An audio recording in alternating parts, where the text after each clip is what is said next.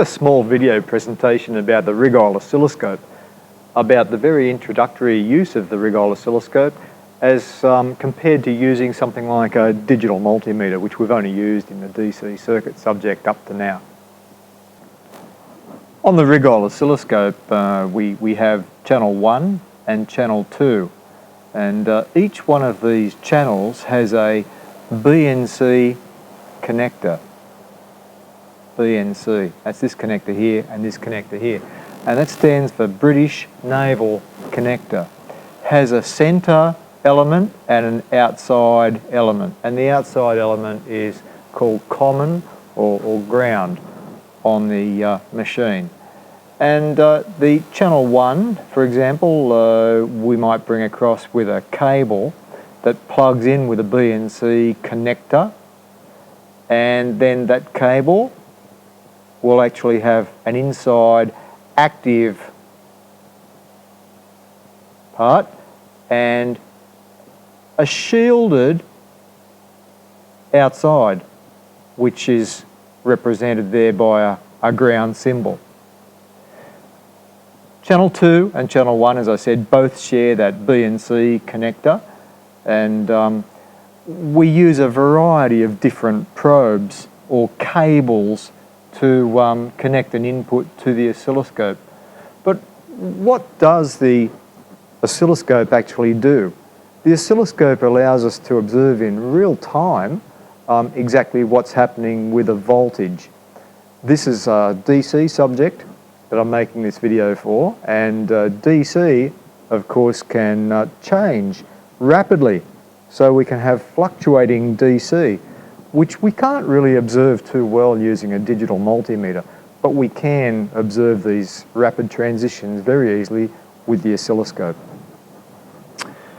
So coming back to our BNC cable, if we were to put something like a battery, say we had 9-volt battery, and we run from here, and we connect that to the positive side, and the negative side of the battery we connect to ground. That would allow me to measure that 9 volts on the oscilloscope screen, and we'll see shortly with the oscilloscope live that we'll have what's called a trace at the bottom, and there are graticule divisions that go up the screen, and we can adjust it for, say, 2 volts per division, and then with 9 volts we'd have exactly 4.5 divisions that trace, if we start off on the 0 volt baseline, would jump up to when we apply the 9 volt battery to it. But there's something more that we need to know about the oscilloscope first. When we use the oscilloscope, we have to remember to adjust it for DC or AC input. And we've learned about capacitors. Well, what's happening here with the input, the BNC lead comes in, say, and I'll just show it here by this connection. That BNC lead comes in, goes through an electronic switch inside the oscilloscope, and then it comes into the oscilloscope amplifier and then makes it onto the oscilloscope display, which, as I said, has 8 divisions spaced vertically on the screen. And then a lot of these controls that you can see here on the screen are connected into the oscilloscope amplifier. But this switch is what I want to focus on now. And what this switch is doing, there is a capacitor connected inside the front of the oscilloscope, and when the switch is in the open position, DC cannot get through that capacitor. Only an AC signal can readily go through, put current through that capacitor, but DC it cannot. So we have to close the switch to allow the oscilloscope to measure DC. So that switch has to be closed for DC conditions. And we'll find that there's a menu that comes up associated with channel 1 or channel 2 on the oscilloscope. And one of the most important things that we have to remember to do is to set one of these input channels to make the oscilloscope measure DC or AC.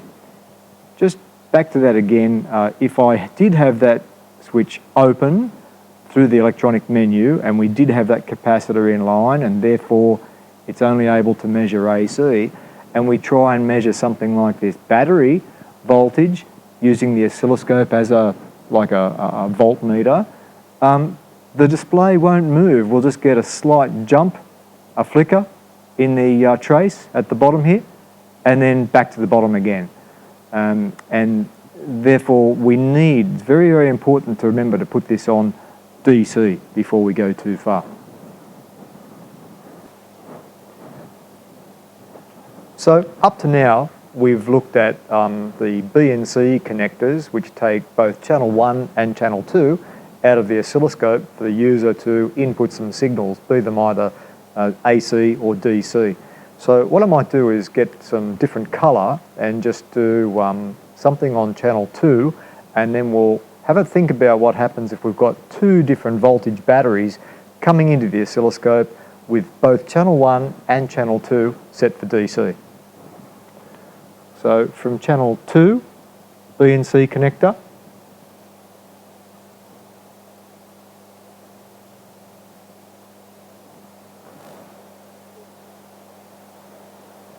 and a different battery this time, this battery being 3 volts,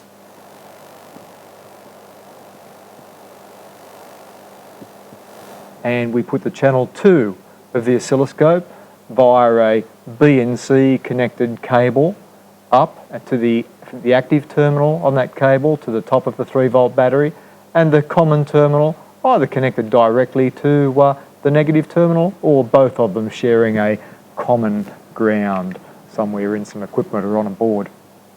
And then, providing I've got both channel 1 and channel 2 selected and turned on at one time, we will observe two different colour traces on the oscilloscope. Channel 1 we'll see will be represented by an orange colour,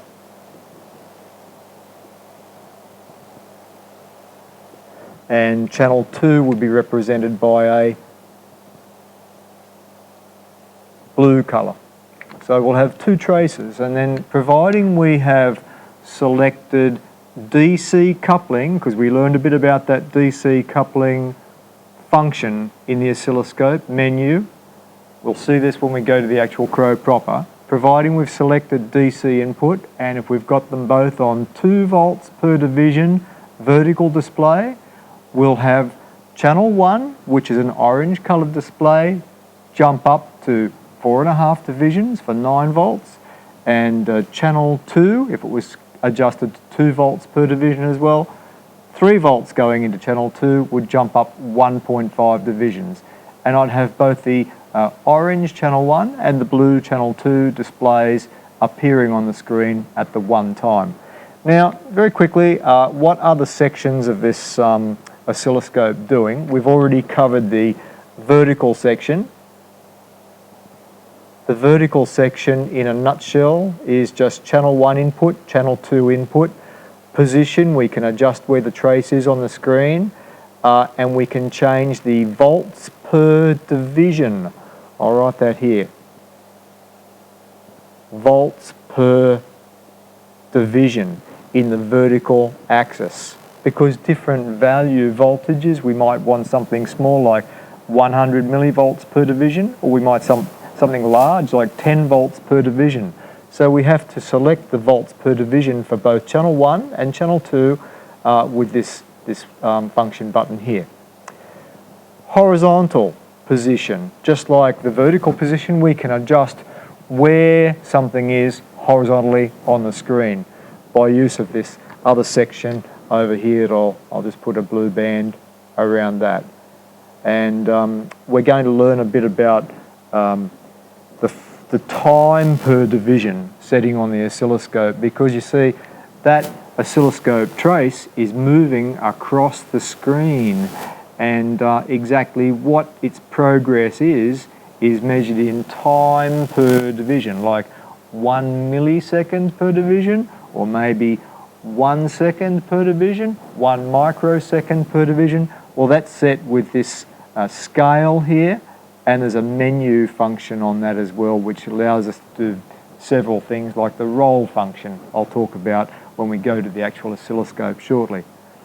The trigger function is beyond the scope of what I'm trying to cover in this video, but trigger is quite important, especially with AC and pulse waveforms, to get momentary things on the screen. So that'll be in the second video that I do on the Rigol oscilloscope. And that's the external trigger, which is also part of this menu system here.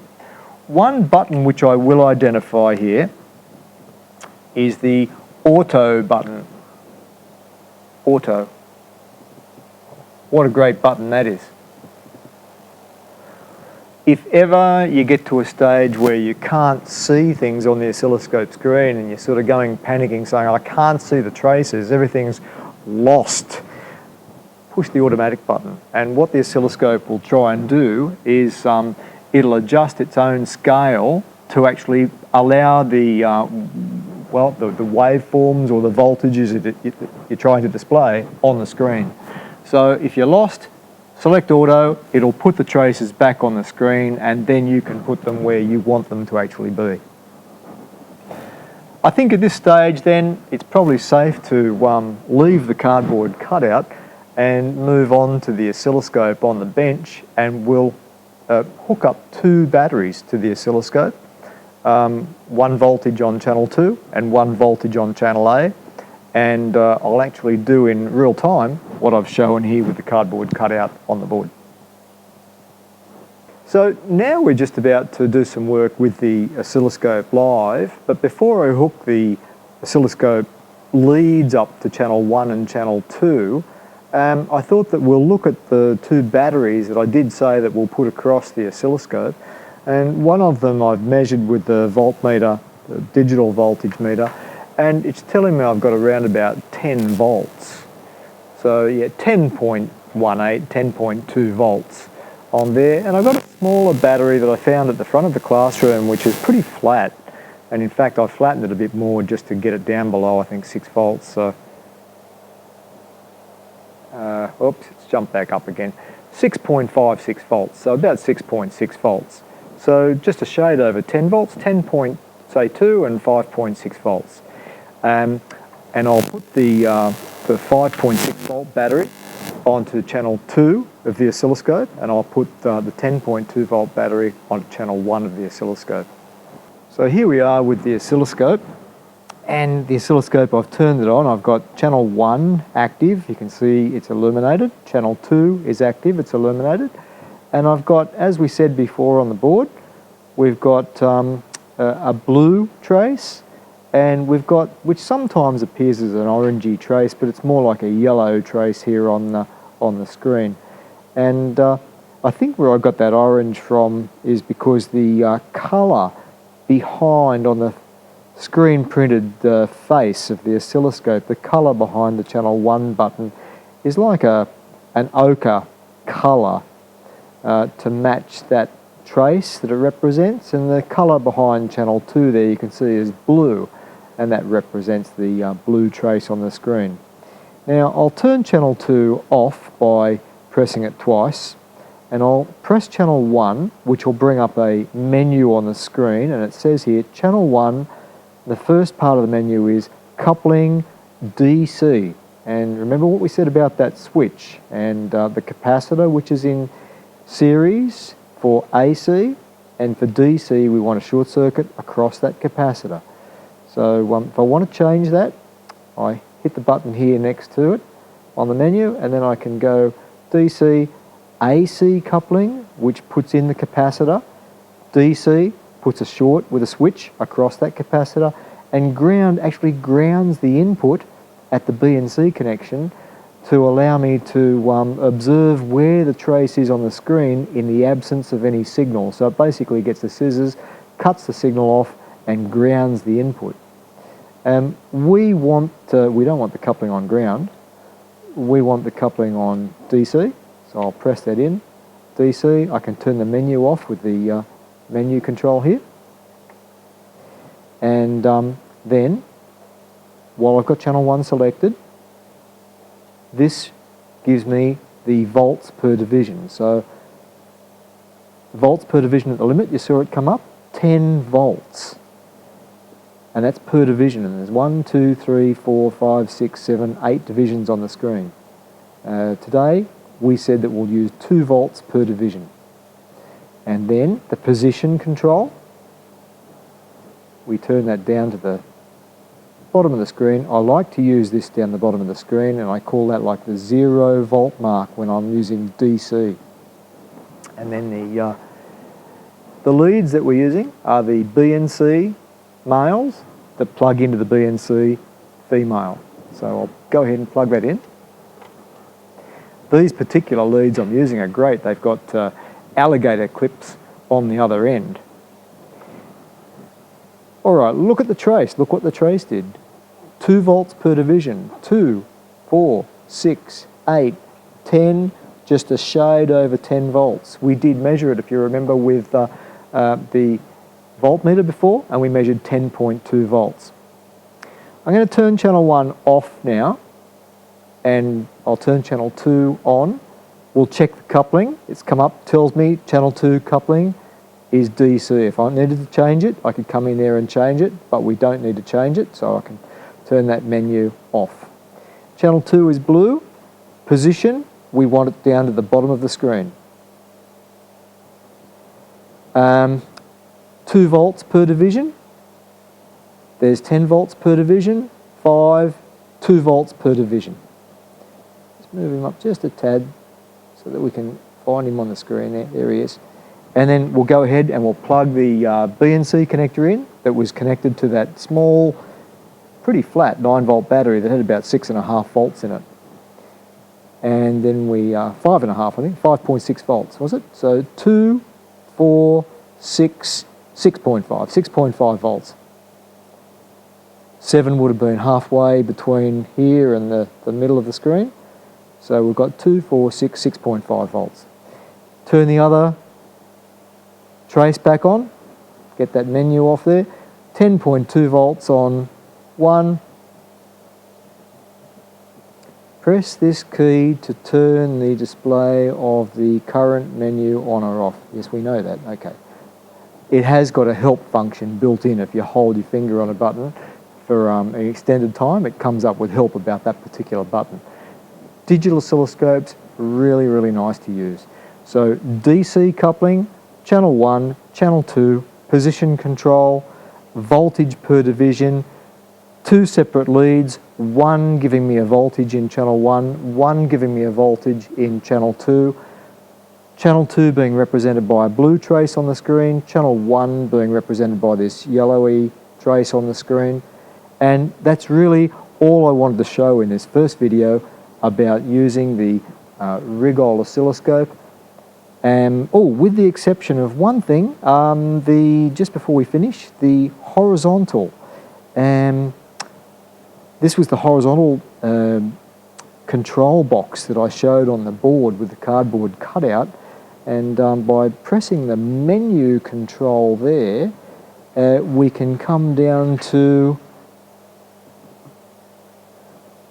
time base, and there's a roll function down here. Roll, and turn that menu off, and you can see now the traces are rolling across from one side to the other, and any noise or variations, fast transient variations in the inputs, like if I get this little battery, for example, that's connected to channel 2, the blue trace, and I take the voltage off and on, look at that, in real time we can see the transition between 0 volts and 6.5 volts. And holding it on, 6.5 volts. And you can imagine if you had something like an amplifier that I have been actually working on this afternoon with a student, and the amplifier had noise in it, we could use the oscilloscope on the roll function to actually see in real time what the noise is and where the noise is happening. And this is currently set for time per division 500 milliseconds, and this control here controls the time. So there's 1 second per division, like a little snail crawling across the screen. All right, well, like I said, that wraps up what I want to do with the video for the first section of the Rigol oscilloscope. Hope that was useful.